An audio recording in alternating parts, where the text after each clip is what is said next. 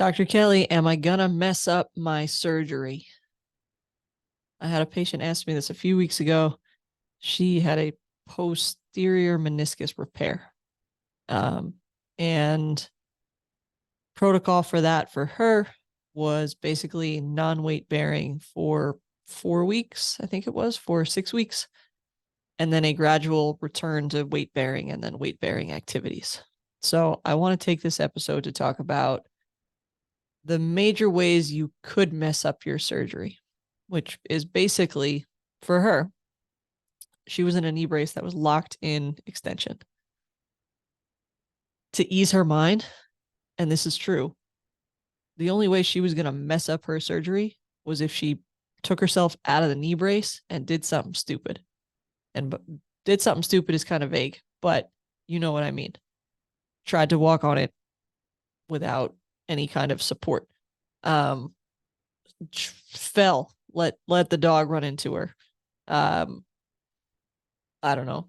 Tried to drive, gets in a car accident, that kind of stuff. That's the kind of stuff that's going to mess up and undo a surgery, especially when you're in an immobilizer, when you're in something that's going to lock you into place and keep you there. Uh, if you're abiding by the restrictions given to you by your surgeon, you're not going to mess it up. It's good. Pending any of those circumstances, you're not going to mess it up. That being said, her follow-up question to me was, so I think it was July, we'll make up a day, July 3rd. She was going back to the surgeon, and that was going to be her day to start bending it more and weight bearing.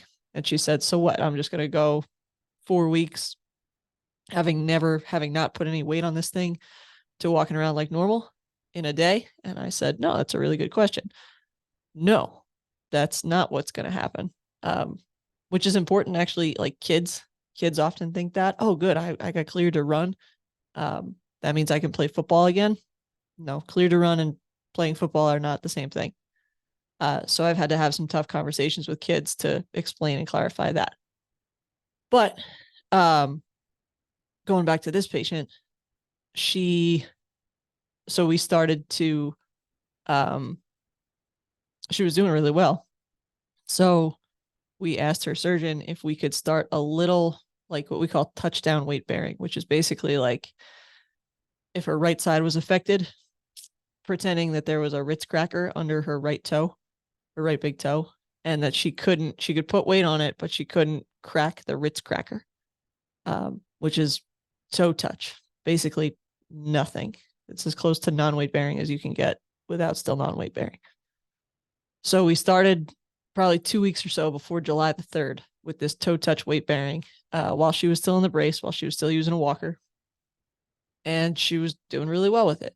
So by the time she did get to the doctor on July the 3rd, he said, okay, we can do weight bearing as tolerated now, which basically means pain was going to be her limiting factor. Pain was going to be what we were going to use to tell us if we were doing too much or too little. So once we got weight bearing as tolerated, we gradually increased it went from being a Ritz cracker underneath your foot to, I don't know, a cotton ball, right? And don't squish the cotton ball too much, to, I don't know, I'm trying to think of other things that are soft, right? A flower. Okay, don't squish the flower. You could put a little pressure on the flower, but not a ton. Okay, now it's, I don't know, a kitten.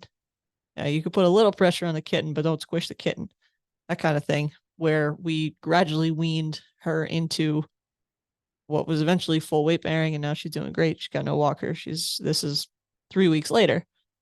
But it takes time. And the importance there is to emphasize a gradual progression. Most people need a gradual progression. Very, very few can just jump, into the deep end when it comes to a post-op protocol and procedure. So really, we told her, listen to your body. We were doing basic mobility and exercises, very basic strengthening stuff for her. We started to weight bear. We started to strengthen. Now we're at a point where we're doing like balance activities where we have her standing on one foot. She's actually going to Greece in a few weeks.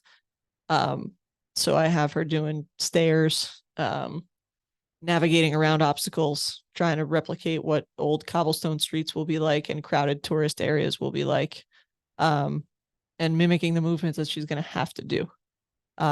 So hopefully this gives you a little overview of weaning back to activities and answers the question, am I going to mess up my surgery? You're only going to mess up your surgery if you do something dumb.